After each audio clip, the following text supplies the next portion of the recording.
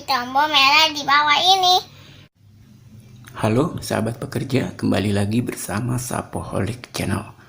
Di video kali ini saya ingin menampilkan cuplikan pernyataan dari Ibu Hayani Rumondang dari Kementerian Ketenagakerjaan perihal alur proses ataupun mekanisme dalam penyaluran bantuan subsidi upah ke rekening peserta, dan juga mengenai progres ataupun perkembangan penyaluran bantuan subsidi upah pada tahap 1, tahap 2, dan tahap 3.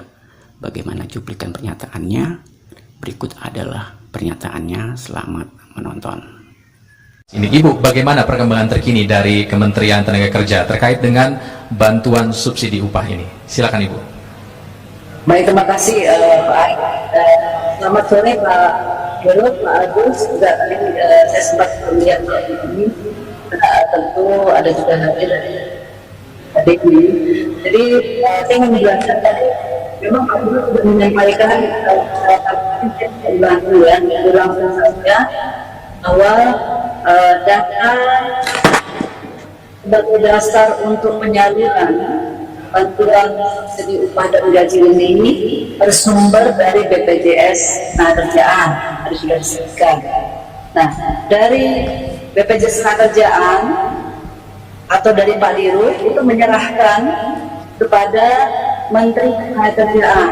Jadi begitu proseduralnya sesuai dengan Peraturan Menteri Nomor 14 Tahun 2020 tentang pedoman pemberian bantuan pemerintah berupa subsidi gaji upah bagi pekerja buruh dalam penanganan dampak COVID-19. Jadi kami mempunyai dasar hukumnya adalah Peraturan Menteri masuk putusan Dirjen sebagai teknis.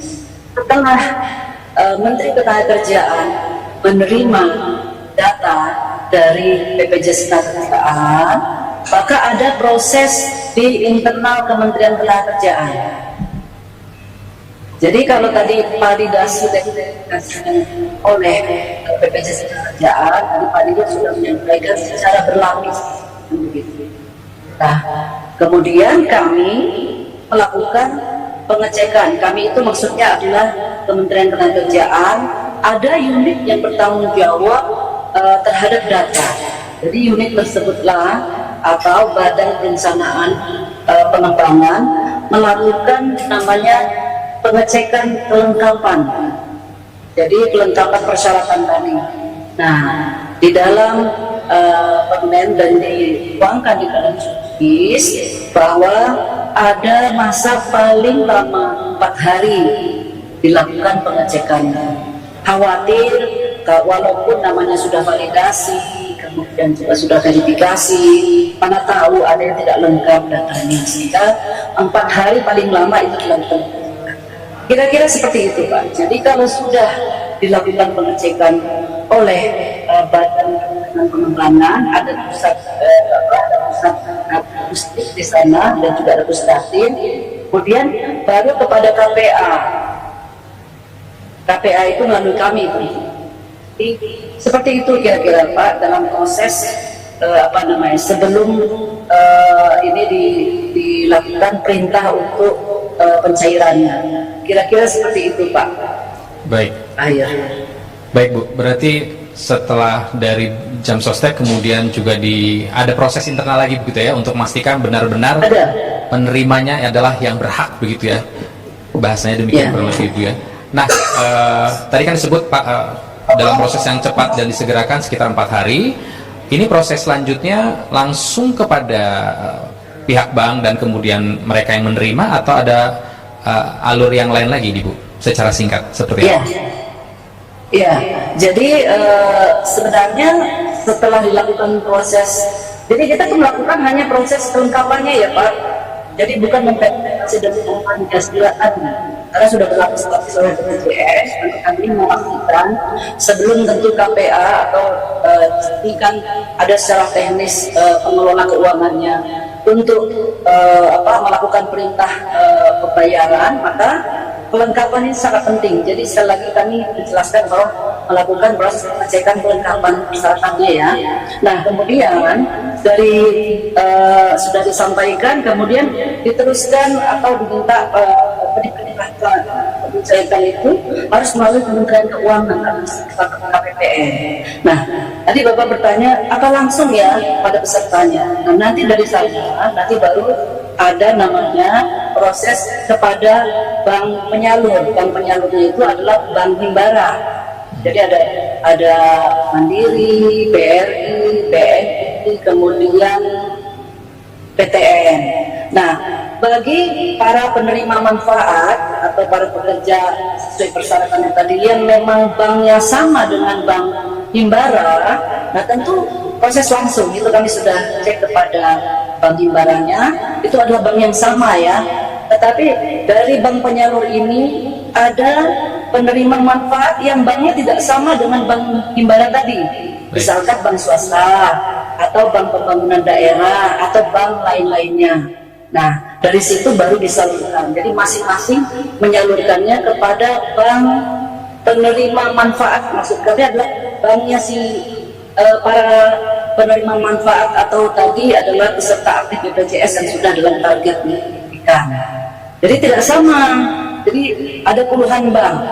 Jadi contohnya adalah bank-bank misalnya sekarang ada bank CNBC, bank ya bank non himbara, kita menyebutnya non himbara, ada BCA, ada bank pembangunan daerah dan sebagainya. Jadi ada proses seperti itu Pak. Jadi kalau proses kelengkapan tadi 4 hari, tentu tidak 4 hari langsung bayar gitu enggak ya. Tetapi ada proses tadi ke Kementerian Keuangan, ke unit yang memang bertanggung jawab untuk hal tersebut, baru nanti ada proses-proses lainnya. Kira seperti itu. Baik, jadi kalau boleh disimpulkan untuk bank yang non himbara ini akan butuh waktu lebih lama, sedikit lebih lama begitu ya Bu ya, dibandingkan ya kira-kira seperti itu. Perusahaannya memiliki rekening dengan rekening dari bank pemerintah. Ya, tentu sesuai dengan regulasi masing-masing Pak. Jadi antara bank himbara ke bank lain itu biasanya juga tidak terlalu lama Pak. Ada yang sekarang sistemnya sudah cepat ya, sekitar mungkin ada 1-2 hari begitu Pak. Baik. Jadi ini kita bahas bersama untuk memberi pengertian bahwa ada alur yang dilalui nanti seperti tadi disebut bahwa bank himbara ada bank non himbara, kurang lebih seperti itu ya Bu ya gambaran umumnya. Ibu ya. Kalau boleh dibahas kemudian dari BP jam sostek disebut bahwa yang tervalidasi 11,8 juta penerima manfaat. Targetnya sendiri dengan melihat target di kuartal ketiga ini bisa disebutkan kembali Bu, seberapa banyak yang diusahakan sebanyak-banyaknya penerima manfaat ini? Jadi sebenarnya Kementerian Ketenagakerjaan tentu sesuai dengan target ya. Kita berharap dan sangat berharap sesuai dengan target awal itu kan 15,7. Tapi tadi kita sama-sama memahami, Pak Dirut juga menyampaikan tantangannya ya. Jadi tadi ada sekitar 14,7 rekening banknya. Jadi lapis pertama itu rekening bank sudah diperoleh, namun kemudian dilakukan lagi lapis kedua dan sebagainya sampai angka yang sudah disebutkan oleh Pak Dirut. Artinya kalau bertanya kepada kami masalah target, tentu ya kami ingat targetnya sesuai dengan yang sudah direncanakan. Tetapi ada kendala. Nah, sampai saat ini memang batch 1, batch 2, batch 3 itu kan sudah di batch 2, batch 1 dan batch 2 akan batch 3 itu memang sudah diproses penyalurannya. Nah, sebagai informasi batch 1 itu sudah sekitar 99,32% yang tersalurkan. Jadi seperti itu. Jadi tinggal sedikit lagi. Nah, batch 2 itu sekitar 99,28%. Sedangkan batch 3 yang diberikan pada tanggal data yang kami terima pada tanggal 8 itu masih terus dalam proses penyalurannya. Jadi saat ini sekitar 40,9%. Jadi ada beberapa memang kendalanya ya. Di ini pun sesuai proses yang kami lakukan terhadap rekening yang mungkin ada masalah, tentu ini juga ada mekanisme. Saya kira begitu. Baik, Ibu, tujuan kita membahas ini adalah seperti kita sepakati bahwa pendekatan dalam menanggulangi atau melawan COVID-19 ini adalah dengan pendekatan pentahelix ya Bu ya. Jadi ini bukan hanya melulu disorot pemerintah saja atau masyarakat saja, tapi bersama-sama begitu ya. Ada 5 pihak setidaknya bersama dengan akademisi bahkan dan pihak media juga. Jadi kalau bisa kita bahas sedikit lagi dari sisi masukan untuk masyarakat, apa yang kemudian yang harus diperbaiki. Kan kita tahu tadi ada validasi 1, 2, 3 bahkan 4 begitu yang membuat mereka akhirnya tidak lolos. Apakah para calon penerima manfaat ini harus membantu perusahaan di mana mereka berdaung untuk memperbaiki data, atau apakah mungkin ada temuan-temuan yang selama ini menjadi evaluasi dari sisi Kemenaker untuk perbaikan kita bersama? Iya, iya. Jadi kan sebenarnya tujuan dari penyaluran ini adalah melindungi, mempertahankan, dan meningkatkan kemampuan ekonomi. Jadi dengan tujuan tersebut sebenarnya target yang sudah direncanakan tentu berharap tercapai, dan ternyata ada kendala. Jadi yang diharapkan dari masyarakat terutama adalah yang sudah dimasukkan oleh BPJS datanya, lalu dalam proses dilakukan ternyata ada yang rekeningnya itu akhirnya ternyata mungkin tutup, atau pada proses dikirimkan ternyata lagi penggantian buku dan sebagainya. Nah ini yang kami minta tolong, bahwa bisa saja tadi kata Pak Ayu bahwa apakah yang bersangkutan bisa memperbaiki. Nah, nanti ini melalui BPJS Ketenagakerjaan, prosedur. Kami juga sudah mengirimkan ada data-data yang tidak valid. Jadi di batch 1 itu ada sekitar 6.000-an tidak valid. Tidak valid itu adalah keterangannya rekeningnya ternyata ditutup. Bisa saja kan waktu proses mencari rekening itu masih buka, ternyata tutup. Pada saat dalam waktu berapa bulan mungkin tutup. Nah, kemudian ada yang ternyata pasif rekeningnya.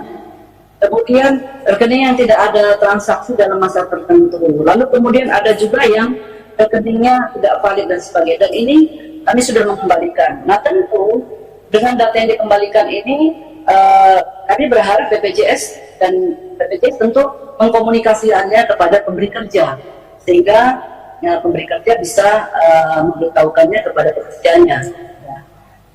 Begitu, itu yang kami harap. Kalau ini bisa ada kerjasamanya, maka ini akan sangat baik. Jadi target seluruhnya bisa terpenuhi. Ya. Baik, terima kasih. Betul.